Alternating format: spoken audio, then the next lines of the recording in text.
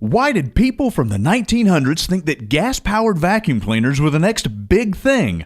On this episode, we're talking about some bizarre, old-fashioned cleaning and housekeeping advice from way back in the day. Plus, we're busting some modern cleaning myths that are still hanging around today. It's all coming up right now. You're listening to the Odo Show podcast, your source for real cleaning talk and tips. Presented by Odoban, the original odor eliminator since 1980. Here are your hosts, Val and Dave. Welcome, and thanks for listening to the Odo Show podcast. I'm Dave. And I'm Val. And before we get started, guys, we want to take a minute to wish everyone well out there. We hope you guys are staying healthy, staying safe, washing your hands, and staying the heck away from each other. Now, we keep hearing from folks that it's hard to find our products on the shelves. They can't find their Odoban. And I just want to update everybody, we are still running more every day than we've ever thought possible. You know, the last time I told you that, well, we're running more than we were then. So if it's not on a shelf near you, keep checking. It's coming there soon. We're shipping all the time. But if you want to try something new, maybe look on Odoban.com. We've got a whole list of all our retail partners. Maybe there's somebody near you that you didn't realize is selling it. Yeah, this has been a roller coaster of a year for us around here, and we appreciate your love, support, and patience with us. Thank you so much. Yeah, we appreciate all you guys. And we also want to give a special shout out to Westkey, who left us a great review on Apple Podcasts. Now, Val, have you got that review in front of you? Can you read that for us? Yeah, I've got it here. It awesome. says, he or she says, love these guys and this amazing brand. Ooh. I've always been a clean freak. Ran across their products in my gym years ago. Started using it regularly in my home, then COVID hits. Bum, bum, bum. I've been COVID cleaning with Odoban products since before COVID cleaning was cool. That's tough to say. Yeah. I trust this brand and I trust these folks to bring me science in cleaning. Aww. I'm just learning about their extensive line of products and the personalities behind their company. Ooh, that's us. Yeah, we definitely have a few of those here. Very glad to be learning more about your company brands and cleaning science with the hosts. Keep up all the great work. Appreciate you guys. Thank you, Westkey. Yeah, we appreciate you too, Westkey. And hey, we'd love to hear from you. So if you think we're doing a good job here, or a bad job, I guess, leave us a review on Apple Podcasts, and we might just give you a special shout out on a future episode. Now, speaking of shout outs, we can't let this go by without shouting out our Odo Bandits. Hey guys, Odo Bandits. Odo Bandits are our hardcore fans. They've got their own Facebook group. Hunt them down on Facebook or check out our website if you want to be a member. And they're always the best cleaning tips. These guys have great ideas and some fantastic stories, and they always get the freshest information about new products. It's a lot of fun, so check that out. Now, today we are talking about some old-fashioned cleaning tips and myths. And where this comes from is we have this book here called Household Discoveries by Sidney Morse. The first copyright date on this is 1908, so over 100 years ago. Man, that's something. And you know what? I've got some trivia based on that time period for you. Okay, you're going to start with a little trivia. Yeah, all right. let's go ahead and get into this now. American entrepreneur and businessman Henry Ford started production on his Model T automobile in 1908. Oh, right. That's the same date as the earliest copyright of our book. Gotcha. Okay, so Ford was famously quoted, "Any customer can have a car painted any color that he wants, so long as it is," what color? I know this one because I'm a car guy. It's black. Yes. That is all it was. Now, that sets the time period. But think about this. 100 and some odd years ago, this was a very different time period. It's hard to think about now because there was no YouTube. There was no internet. There was no way to sort of trade tips and tricks, I guess, except books like this. Right. To get to the masses. Take it to the masses, or I guess talk to your neighbors, word of mouth. But, that's just a few people, though. Right. And in the intro to this book, it says that they are expecting this copy the sales numbers, and I did a little research with the numbers of people in the U.S. Mm-hmm. They expected 1 in 50 women in the U.S. to have this book in their household. Wow. That's a lot of coverage. I mean, if you think about that, we've got the Odo Show YouTube channel, and we do DIY videos and tips and tricks. You guys can get some great info there. But if we had the same coverage that they were expecting on this book, we would have 3.5 million views on that channel. Wow, and that just seems so astronomical. It does. When you think about it that way. This book was the internet YouTube video of the day. Yeah. They expected everybody to have one of these around because that's how you knew how to take care of your house. Yeah, and you know what? I ran across a picture that was taken of my grandmother and her family, and my grandmother was 4 years old. And I got to doing a little bit of math here. I don't like it that much, but foreign to you, I get that. She was born in 1904. She was approximately 4 years old in that 1908, picture. right back to the book. 1908, exactly. And so that made me start thinking, it's like, I wonder if my great-grandma Dora had that book. Oh, I hadn't thought about that. And a book like this really does connect you to your relatives, to the people that came before you, and what maybe their daily lives were like. Right. I mean, when you think back, on your family, you're not thinking, oh, I wonder how they cleaned their house. That's not what you're thinking about. How did great-grandma, wash her underwear that day? But you know what? It makes me think that now. It does. It makes me wonder. And the big thing that struck me looking at this is how similar some of the things are. They were doing the exact same cleaning tasks that we have to do today. They're sweeping the floors, they're doing laundry, they're cleaning the kitchen. But the difference is the state of technology in this book, everything took like 10 times as long. Oh, God. I mean, if you look at the way the book's laid out, there are literally chapters called Laundry Day, Sweeping Day, Dusting Day. Each one took a full day. Ugh. How boring. It is. And the way this is laid out, if you were going to take care of your home, it has a 6-day plan where you basically worked a full-time job for 6 days every week to keep your house clean. Oh, no, thank you. Man, you talk about technological improvement and how it makes your life better. Oh, my God. Okay, so, in the intro, I mentioned the gas-powered vacuum cleaners. Well, this is something straight out of this book. I want to read you guys this quote. So, at the time, there was a, quote, stunning new technology, the vacuum cleaner. And the book says, at present, this method is somewhat expensive and is confined to localities where electric and other power is available. Now, think about that. That's sort of like when they talk about the internet. Right, yeah, like everybody doesn't have internet. At this time, all the cities didn't have power run to all the homes. Yeah, because it was just coming into play. Yeah, it was just starting to be run. And so where they went with that is, continuing the quote here, it is to be hoped, however, that vacuum cleaning apparatus may be devised that can run by cheap gasoline or alcohol motors at a price within the means of the average family. So where they saw technology making vacuum cleaning available to the average household was through a gas motor, not through electricity. Like Inside, yeah. And now, I will say, if you'd put gas motors on vacuum cleaners, I think it may be likely that vacuum cleaning would be a guy thing, maybe, instead of being seen as a female activity. Yeah, and I could see them as being ride-ons instead of pushers. And I guarantee you, if you put a gas motor on it, we'd have been racing them. There would have been vacuum cleaner races. Because us boys, if it's got a motor, we're going to race it. That's Absolutely. how it works. That's how this happens. Okay, so this book is a DIYer's dream. You're right. I was so impressed with the fact that there are recipes for every aspect of life in this book. It's not just cookbook. It's giving you recipes for paint on the walls and colors, and the same thing for hair dyes and just recipes for cosmetics. It's amazing. They did it all themselves. There wasn't big companies doing it at that point. Right. You couldn't go to the store and buy cleaning supplies. You had to mix all of your stuff from, apparently, according to the book, things you bought at the pharmacy. And half of this stuff, the toxicity of some of this stuff is off the charts. Yeah. Like, there's stuff listed in here that it lists the recipe, and I think it was for something in laundry care. And then it says, and this is poisonous, and you will die in 10 minutes if you drink it. I'm surprised that they don't use that as a warning label on products today. It would be so much more concise and straight to the point. But it's not true. That's the thing is, in this day, they're using poisons that would flat out kill you.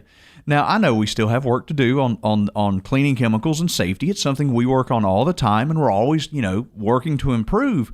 But the cleaning chemicals in your home compared to what was in the home in 1908, leaps we are so much further down the road of having safe cleaning supplies than these guys. And it was just like, it was common. Yeah, put a skull and crossbones on it. Put that on a high shelf so your kids don't die. It's just because they nuts were to me. using lead, they were using asbestos, mercury, arsenic. All kind of crazy stuff. That was even in the face creams that they were making. Oh yeah, Can you and the imagine hair putting that dyes on your skin? and arsenic in the paint, and just I mean, we hear about lead, but Sure. today, that was a big no-no. But all these other things, it's like arsenic and mercury and all. God. Okay, so talking about DIY, I mentioned earlier we're going to do some busting of current day myths too. That's right. All right, so let's lead into some current day myths, and I'm going to start this off, and I'm the chemist guy here, so I'm going to tell you. The one that bothers me is I hear people go, bleach cleans everything. No, bleach is not a cleaner. I mean, okay, yeah, it'll bleach out a stain because it breaks down the color molecules. Sure, fine. And it works on clothing or a hard surface occasionally, but it's not a cleaner. For something to clean, you gotta cut grease. You gotta have surfactants or soaps or something in there that's gonna remove the soil and the grease and get it out of you. Bleach doesn't do that. And not only that, bleach can actually be dangerous. Hypochlorite, the active in bleach, is something that is a really bad asthma trigger for a lot of people. I mean, you ever walk into a bathroom and bleach fumes and it just takes your breath? Oh, yeah. Yeah, I mean, it's not good for your lungs. So bleach doesn't clean everything, folks. Find something and use it correctly. That's all I'm going to say there. Well, there's kind of a crossover between, the DIY methods in this book and kind of what, DIYers are doing today, like with the bleach and all these different things. But I think in general, the author in this book exhibits a better understanding of the science of cleaning than most of the DIY bloggers today. I will say that the level of scientific understanding for 120 years ago that is obvious in this book and is pretty high. I was very impressed by it. And yeah, maybe some of the cleaning blogs today, maybe the science isn't quite so strong. Yeah, I mean, it's like some of these things make you go, yikes. But then in other parts of the book, you're looking at it going, they actually understood that this was not a good idea on some of these things. Yeah, and some of the DIY formulas in this book aren't that different than the things that we buy prepackaged in bottles today. I mean, I'm not the cyanide and stuff, obviously, but right. But some of the other stuff. Right. Okay, so we were talking about myths. Let's go back to that. Okay, so one of the things that I was thinking of is that hand washing dishes is better than using a dishwasher. Yeah, maybe not. I don't know. I suppose if your dishwasher is over 10 years old or so, like mine is, then that might be true. I did just get rid of one of those, yeah. Yeah, but if you got one that's a little bit newer, it's going to beat hand washing by a mile, because I got onto the EPA's website, and they say that using a dishwasher that bears the Energy Star label can save some 5,000 gallons of water. Wow. More than $40 in energy costs. Man. And 230 hours in personal time over the course of a year versus hand washing. 230 hours in a year? Yeah. Okay. Yeah. I know you hate math, but let's do a little math here. All right, let me kick my shoes off so I can count higher. Take your shoes off there. Okay. So 230 hours. How long is the average full-time work week? 40 hours. 230 hours. That is almost 6 full-time weeks a year that you can save by just running your dishwasher instead of hand washing stuff. Yeah, and that goes back to what we were saying about cleaning day. Yeah, it's crazy. And also think about this, though, that the dishwashers heat the water to 140 degrees, which you're not going to want to put your hands in when you're hand washing. So that actually sanitized the dishes, too. That's a good point. I have seen some studies where they compared good hand washing techniques and tested the dishes versus dishwashers, and there is always more bacteria left on the plates from hand washing, no matter how good you do it, than you get out of the dishwasher. It's a huge difference. And do you know how much more bacteria and grossness would be on those dishes if they had tested that with teenagers who don't like to do dishes? I did say good hand washing techniques after all. I'm having flashbacks to when my kids were living at home. Yeah. I miss it, though. No. Okay, so my next myth here, and I'm going to start to sound like a broken record. People say, vinegar cleans everything. DIY again. Guys, vinegar, again, not a cleaner. It's just acid in water.